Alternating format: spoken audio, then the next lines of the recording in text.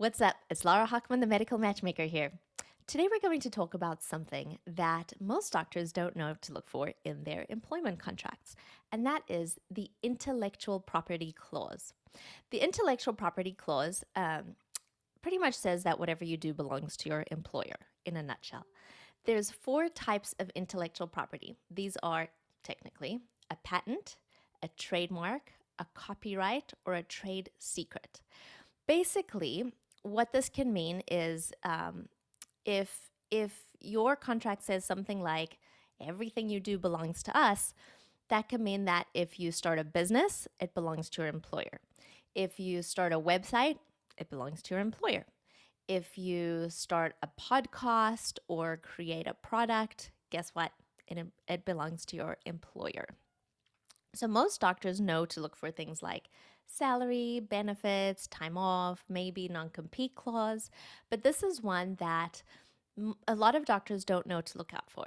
And I feel very fortunate because when I looked at a contract that I ended up not signing for this exact reason a few years ago, it was because the intellectual property clause said something along the lines of everything I do belongs to them, and I agree to their policies and procedures, which may change from time to time.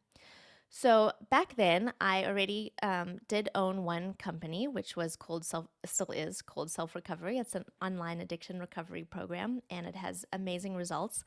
And I didn't want to give up this company to the employer, and they really didn't budge on their intellectual property clause at all. And I even had a lawyer rewrite it for me to say, hey, self recovery belongs to me. It doesn't belong to anyone else. And they didn't go for that. Even though it was rewritten in lawyer words, they did not go for that. At the time, I thought I'd never start another company, so it's okay. All I want is this one carve out for the company that I already own. And they wouldn't. And I feel very fortunate that I walked away because back then I didn't have any data on how this addiction recovery program was going. And it turns out it has incredible results. And I would never have known that had I had to give up my business. And I never would have started my other business, which is in helping doctors find physician owned private practices. So I feel like I can make a big impact, which I wouldn't have been able to do had I signed this intellectual property clause. So, how this is important for you is if you are looking at employment, really look for this in your contract. And you should always have a lawyer look at it, a lawyer that specifically does physician contracts. But this is one of the things you want to look out for. If you've already signed your contract and you would like to start a business or start a blog or whatever it is, you can try to get written permission from your employer.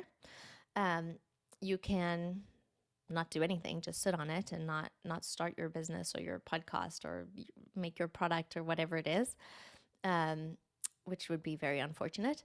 Or you can try and see what happens, but that gets a little bit iffy if you do that.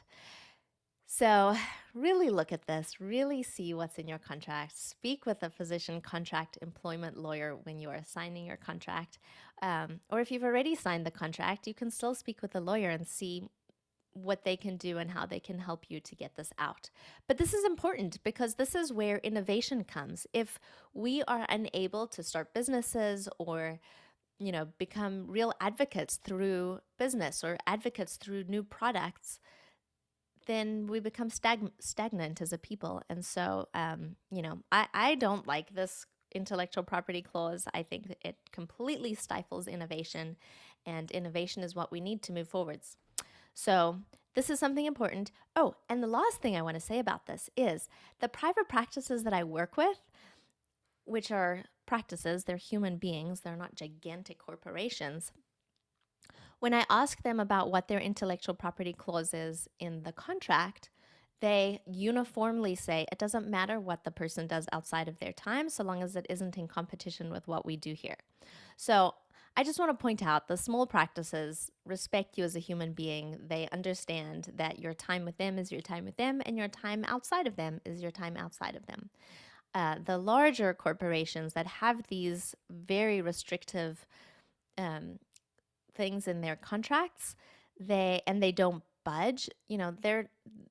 They're so large that you don't really get to feel the human part of employment. And so they can say, no, we own the other 16 hours of your day. If you're with us 8 hours, we can own the other 16 hours, which is not what I see in private practice. Private practices are happy for you to innovate, and they're happy for you to get out there and do something that's important for you and important for the world, just as long as it isn't in competition with what they're already doing.